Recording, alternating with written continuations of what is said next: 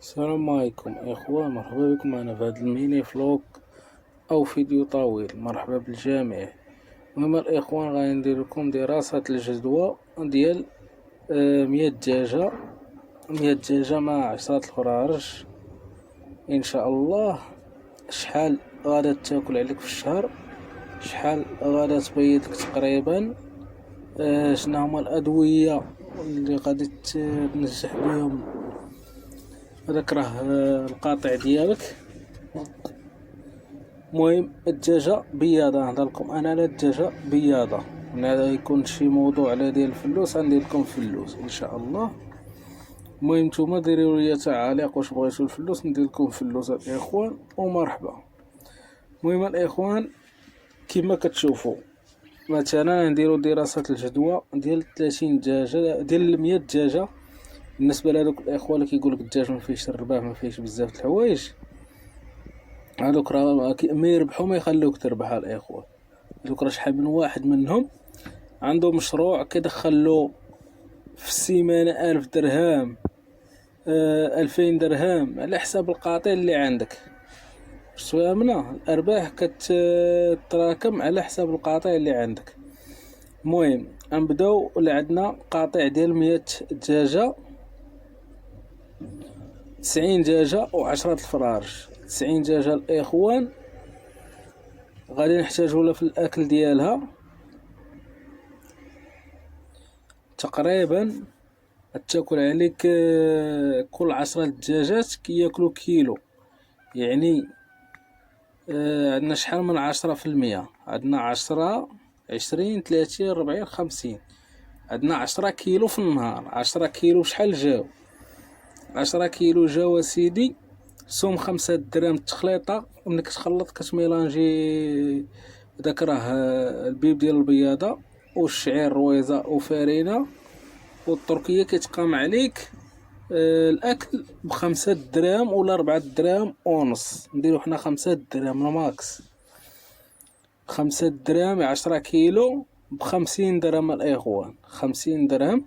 هاد 90 دجاجة الاخوان هي يعطيناها 10 كيلو، عطاتنا 90 دجاجة تعطينا على الاقل 70 بيضة او 65 بيضة يوميا.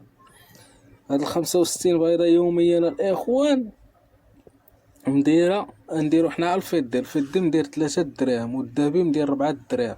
الا ضربنا هذيك 65 بيضة في 3، 65 درهم في 65 درهم في 65 درهم، 3000 يعني 195 درهم تقريبا. 200 درهم، قول 200 درهم عندك يوميا.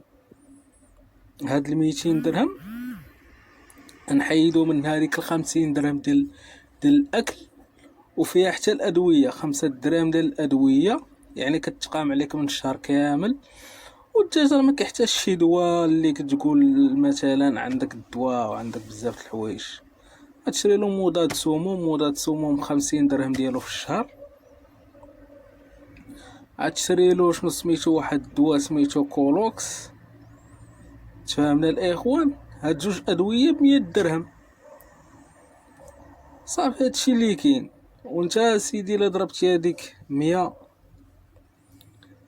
نديرو حنا 150 درهم ضربناها في الشهر كامل 150 درهم. عرفتي شحال؟ تبارك الله راه 90,000 ريال، 4500 درهم ديال الارباح من البيض. ودرنا حنا من 100 دجاجة 65 بيضة. هادي عادي 3 دراهم البيض، حسبنا له 3 دراهم. اما ب4 دراهم كتشيط لك 6000 درهم. نديرو حنايا نزيد 50 درهم على 150 درهم، 30,000 ريال، 90,000 ريال، راه 6000 درهم الاخوة.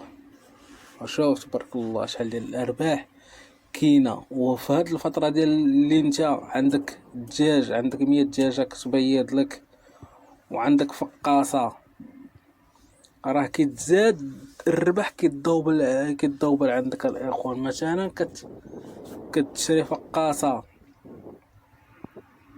ديال 200 ديال 200 بيضة أو 300 بيضة، وهاديك 300 بيضة تبيعها على عمر 21 يوم ب15 درهم، وتكون واكلة عليك تقريبا عتاكل عليك 5 دراهم. حسب هاديك 200 عتاكل عليك 5 دراهم ما بين أدوية وكلشي، غتعطيك 10 دراهم، 200 فرنك زايدة. يا حساب لي الأرباح الإخوان، راه هادشي اللي كاين الإخوان، راه مكاين ما نخبيو عليكم، راه كاين أرباح مبهرة. راه لا ربيتي يا خالد السلالات ودفعتي البيض على السوق، عوض ما تربي مثلا 100 تربي 150، والتبيع في السوق عا بجوج دراهم، جوج دراهم ديال هداك. راه ولا بغى شي واحد يقرق التخصيب الفقاصة تبيع له ب3 دراهم. راه كاين الأرباح الإخوة، اللي بغى يخدم على راسو راه كاين ما يدار.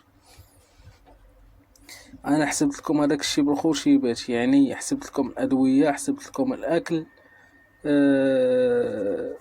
حسبت لكم شحال من بيضه عاد تقريبا. اما 90 دجاجه اللي كنتي مهلي فيها وعاطيها كوري سخون ومنقيلها والعالم ديال